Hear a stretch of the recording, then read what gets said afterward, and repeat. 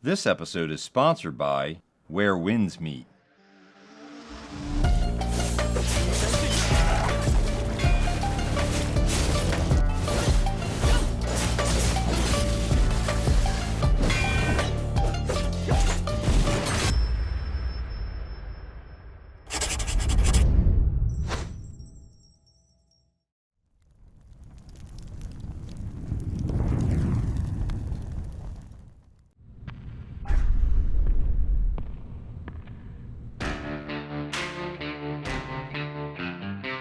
I'm Kerry Stagmer, and we are the Blacksmiths of Baltimore Knife and Sword. We're going to be building some of your favorite things and fantastic objects you've never seen before. This is Man-at-Arms, Reforged. Today on Man-at-Arms, we're creating the Hung Blade, one of the latest swords introduced in a recent update of Where Winds Meet. If you're into Chinese martial arts and the wuxia genre, then you'll love Where Winds Meet. It's a massive open-world RPG packed with AAA level visuals, fresh content to explore, challenging bosses with unique mechanics and combat styles, and much more. Best of all, it's completely free to play and available on PC, PS5, and mobile devices. All you need to do is click the link in the description to begin exploring the visually stunning world of Where Winds Meet. And now is the perfect time to do so because they just launched an update that introduces plenty of new content, including a vast and beautiful snow-covered world, 5 new challenging bosses, and the Hung Blade, a traditional Chinese weapon dating back to the Tang Dynasty, symbolizing authority and exceptional craftsmanship. It's known for its slim profile, long handle, and its straight blade with razor-like tip, and is accompanied by a beautiful and intricately detailed sheath. The in-game martial movements were developed in collaboration with award-winning action director Tung Wai, so expect to execute stylish cinematic combat sequences as you learn to master its timing. So use the link in the description to see the Hung Blade for yourself as you explore the beautiful open world of Where Winds Meet, free to play on PC, PS5, and mobile devices. Now it's time for us to get to work right away because there are more than 50 parts that go into creating the sword and sheath. Let's get started with Kevin in the Forge as he creates a multi-layer pattern welded billet for this blade.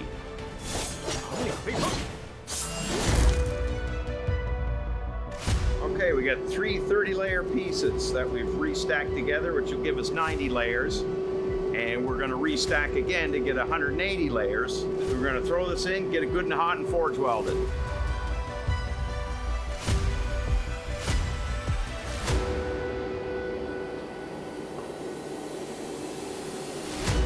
Kevin goes to the fly press to set the initial welds.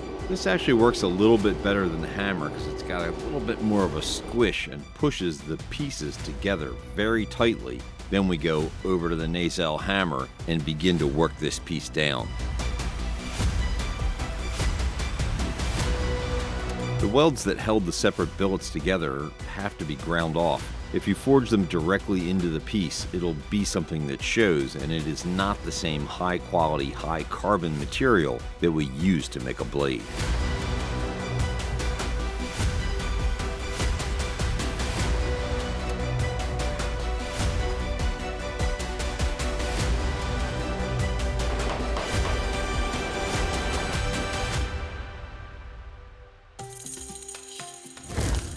There are so many parts to the ornamentation on the blade and scabbard, we've decided to go ahead and cast them rather than forge them all. They're going to be laid out in a 3D printer on a Formlabs 4L. We get them all set and then go to the print. After these parts are printed, they have to be cured. They go into this oven which uses light and heat to cure the materials. That way they're not all sticky and we can get going and casting them in bronze.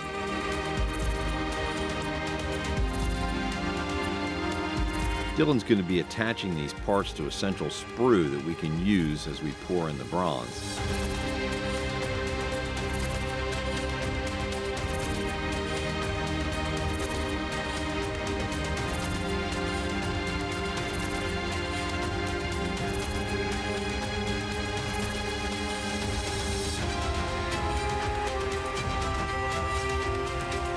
There is an awful lot of pieces to this, so he's going to be at it for a little bit. So let's get back over to the forge and see what's happening there.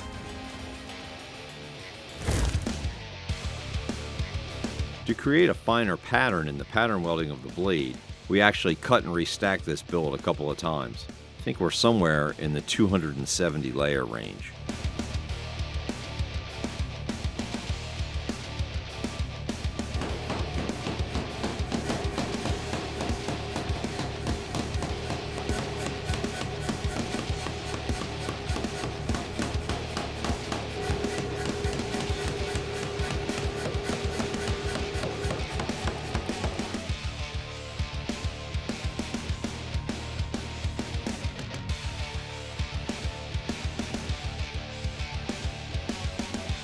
Now we're starting to get somewhere. This thing's getting some length.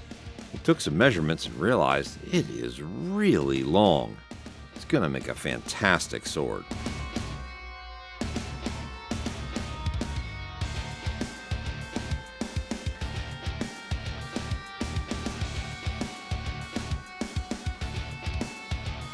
He measures the thickness of the blade as he draws the billet out. We're going to be creating a taper where at the guard itself, the material is at its thickest and it will taper all the way down to the point. We call that a distal taper. He now uses a hand hammer to set the tip. It does have a very angular end on it. It's very traditional for these blades to look like this. You can either cut it off, or if you know where your pattern's going, forging it directly may be the better way, and it saves a lot of material. Now it's time to heat up the handle area. That's what we call a tang.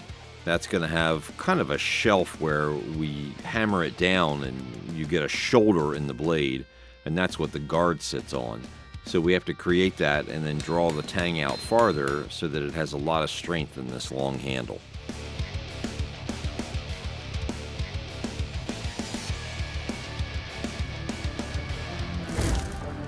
We've got this tree of parts all sprued up and ready to dip in slurry for their first splash coat to preserve the details of the piece. So I've kind of got this tree kind of crowded, but the idea is that I'm having a good balance of parts so that we get a nice flow in and out of the tree. This slurry is essentially a silica that is floating in a binder. We'll be dipping it repeatedly and then throwing some sand over it. The sand will fuse and create a hard cavity. When it's fusing, we'll be melting out the wax, and that'll leave a cavity. We want a nice, even coat.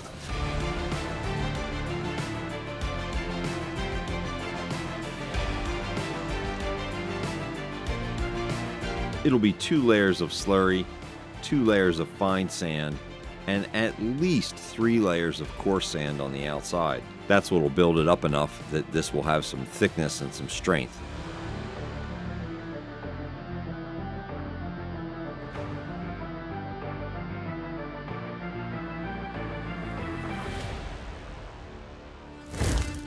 Now that Kevin's brought me the blade out of the forge, I can go ahead and take a look at it, give us our final profile, get it to where our final shape's going to be, and then I can start putting the distal taper in.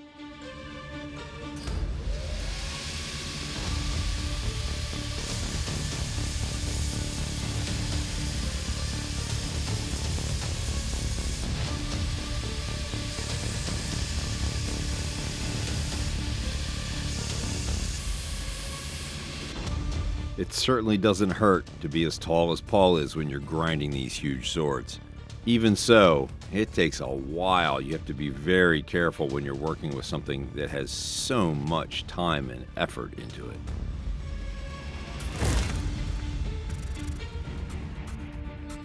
We wait for the kiln to come up to 1500 degrees, open it up and place the blade inside.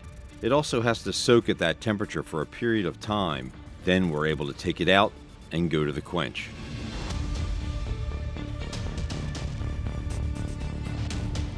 Our target to harden this blade is to get it down to about 400 degrees Fahrenheit as quick as possible. It will move around and warp, but for a short period of time, you can actually manipulate the blade and straighten it. One way to do this is to clamp it inside of some 2x4s. As the blade relaxes into its final shape, it'll conform to the shape of the 2x4s.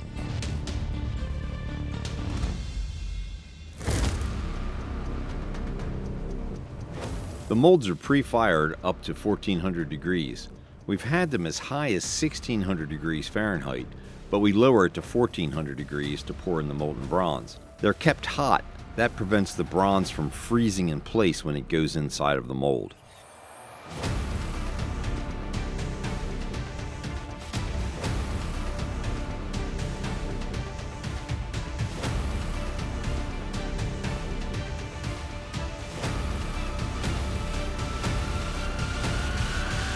You can't really leave any excess metal. It could crack the crucible, and that would be very dangerous. So we pour off the excess material into an ingot mold.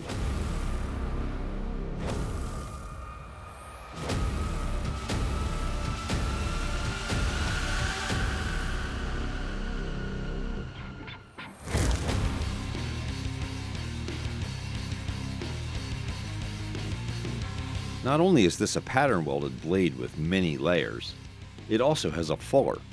One of the ways we can do this is by directly grinding it in. Paul's clamped up a couple pieces of steel to act as a guide. That will allow him to keep this straight as he grinds the fuller in deep into the blade, very, very carefully.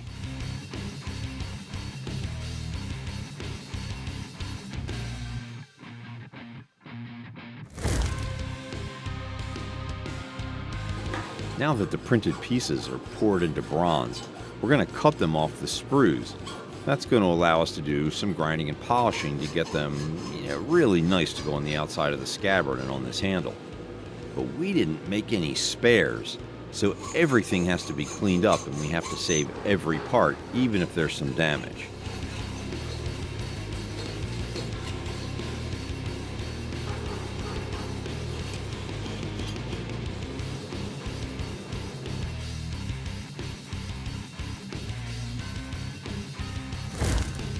Castings came out great. I'm going to go back and do a little bit of cleanup, get rid of some of this little bit of flashing, and I'm going to get them so they can fit up well. Paul's now using the flex shaft Fordham tool to go through and grind and polish the highlights. He's using a unitized rubberized wheel that has grit in it that allows him to remove the material without doing damage to the finished bronze.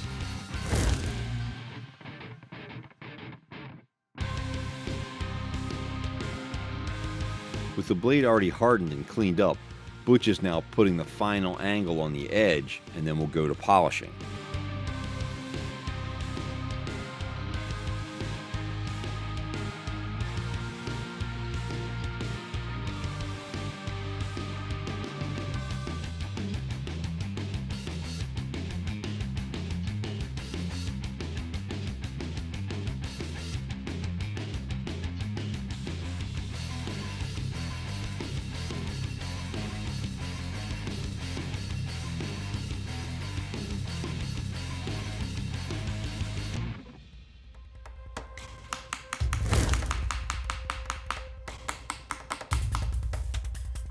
Now that I've gotten finished cleaning up all of these pieces for the most part, I'm going back and I'm putting texturing in the background to let all these details pop out and art can really shine through.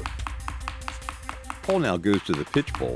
This is actually a chopped up bowling ball with the black pitch set in the top. Warms it up and sets these bronzes into the pitch. It basically just gives you a way to hold them in place while he's hammering. The advantage of pitch over like glue or a hard metal clamp is that it does allow the material to move so that if you're hammering it and you need it to create some other shape, you can do that as well.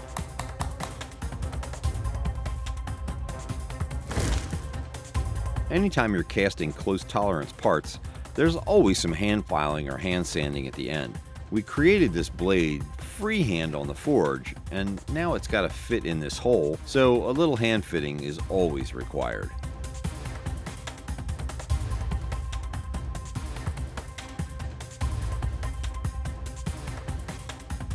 Even though we've spent a lot of time on the sanders with this blade, to get the high and low spots very even requires hand sanding. That allows you to basically feel exactly what you're doing and get the surfaces so that they match. That'll be important when we go to etching to show the pattern in this blade.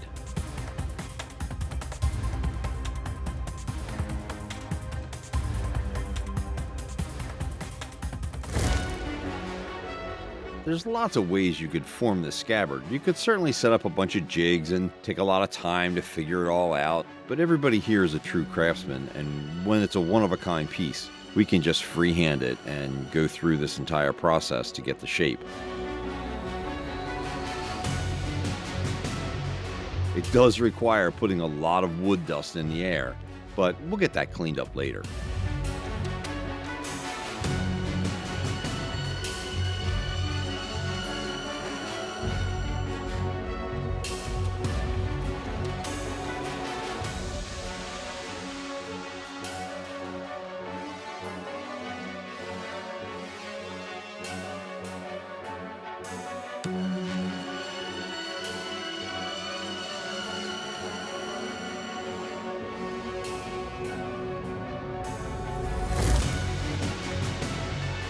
With the blade cleaned, polished, and degreased, Andrew now takes it to the ferrochloride. This will etch the surface and show the differences in the two types of materials that we're using.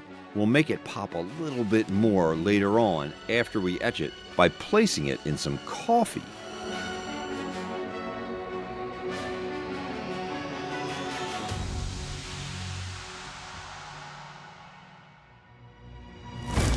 We knew from the second we saw this sword, even though there was a lot of work and a lot of pieces, we had to make not only the sword but the scabbard. It's absolutely beautiful as one piece, and we're extremely happy with how it turned out. Let's see how well it cuts.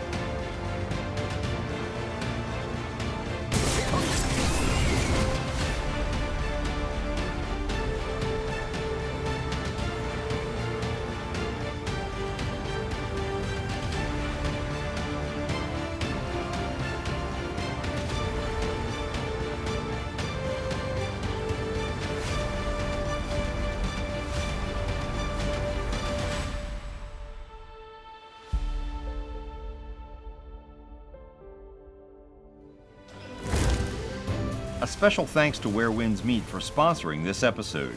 Want to use the hung blade for yourself? Use the link in the description of this episode to download Where Winds Meet for PC, PlayStation 5, and mobile devices. Click here to subscribe, or click here to subscribe to Baltimore Knife and Sword. Click the video to see more here on the All Me channel.